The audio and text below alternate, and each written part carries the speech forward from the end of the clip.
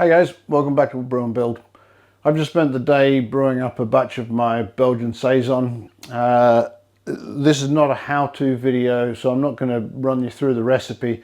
If you're interested in how to brew it or you want to know what's in it, I'll put the card up in the corner and I'll probably put a link in the bottom to the video where I brew this beer. What I'm going to do with it today instead is I'm going to use it as an experiment to underpitch the yeast.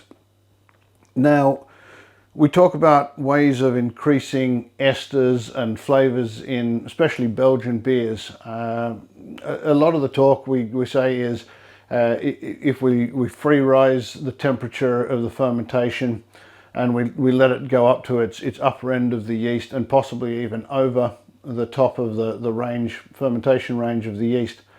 But another way that's commonly touted is to underpitch the yeast. And then we stress the yeast a little bit and create esters and extra flavors to help bring out those more Belgian fruity characteristics. So what I've done today is I did yesterday, I made a starter up. Now normally I'd make a starter, say 48, 72 hours perhaps in advance. My normal starter for this would be at a minimum 1 litre in size. And in fact, I'd probably use about 1.5 litres. Instead, what I've done is I've taken one of my frozen vials of yeast, which had, say, 5 ml of yeast in the bottom of it. I've made up 100 ml of wort with some yeast extract, up to a strength of about somewhere around 1040. I pitched it in there. I've had it on the stir plate for about 18 hours. You can see there, if I can get the camera to focus on it, you see it has actually built a little bit of yeast in the bottom there. There's a reasonable layer coming through in the bottom. So there's enough healthy yeast in there that I think this will get going. But this is very much 1/10, if not probably more like 1/15 of what I would normally pitch into a beer like this.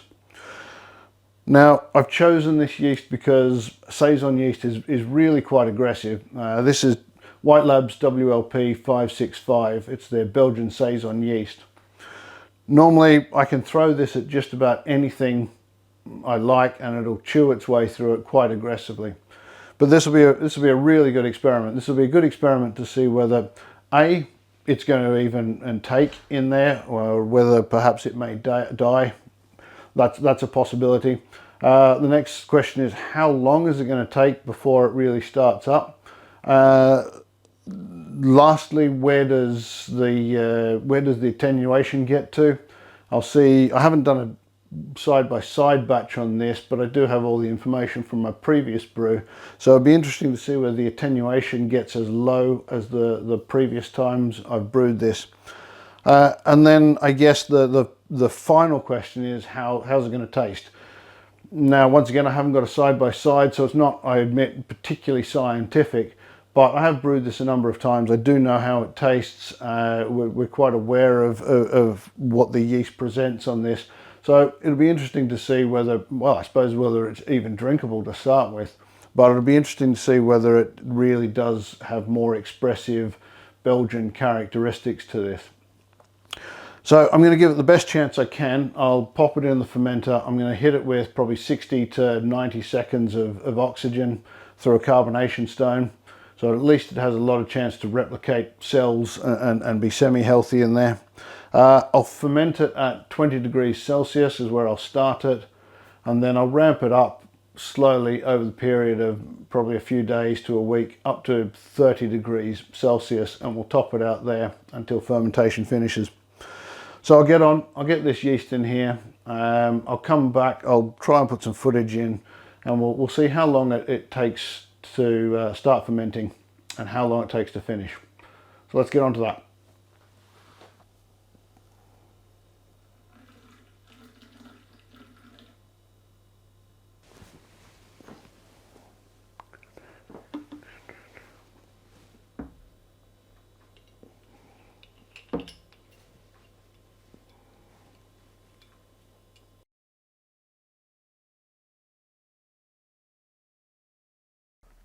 So we're at the 48-hour mark and it's bubbling away nicely, so I don't think the small pitch has harmed this one. If you have a look down at the bubbler tube,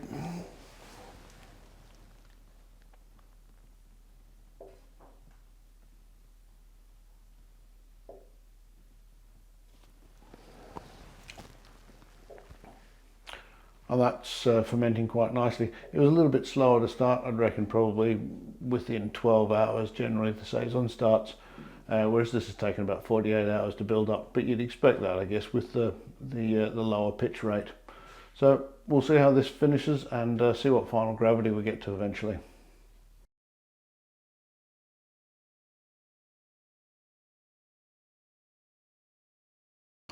Well, it's been a warm day today and I've been up working on the roof all day, so I've been looking forward to this beer for a number of hours. So let's get it open and I'll tell you all about it.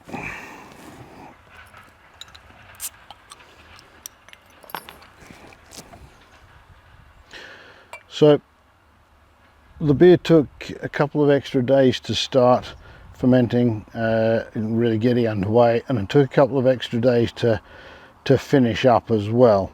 But all in all, it took the same amount of time as the last time I brewed this. You can see there's not really any effect there at all. It's still crystal clear. It's once again a great looking beer. I'm not going to review this again. I did this on the last video. You can have a look at that. What I'm interested in really is whether there's any difference in taste from well, is it even drinkable, I guess.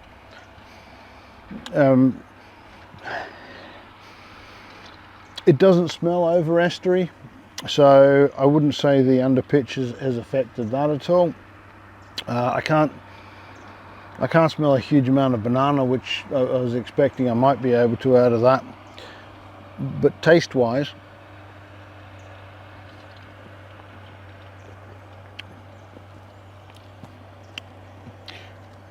I know it's only anecdotal because I haven't got one to compare with directly. I would say there's a little tiny bit more fruitiness in this than the last number of times I brewed this, but it's still really clean. There's no off flavors at all, and to be honest, if you gave me this blind, I would probably struggle to tell you whether this was an underpitched version or just the normal version. Now that's a Saison yeast. It's pretty aggressive and it's worked really well. I wouldn't try that with a lager yeast or anything like that, but possibly another Belgian ale yeast of some sort that's also pretty aggressive, I'd probably give that a try. I think if nothing else, it's pretty good proof that an underpitch isn't going to ruin your beer. So I'm going to drink this before the sun goes away too much, and till next time, life's good, drink more beer.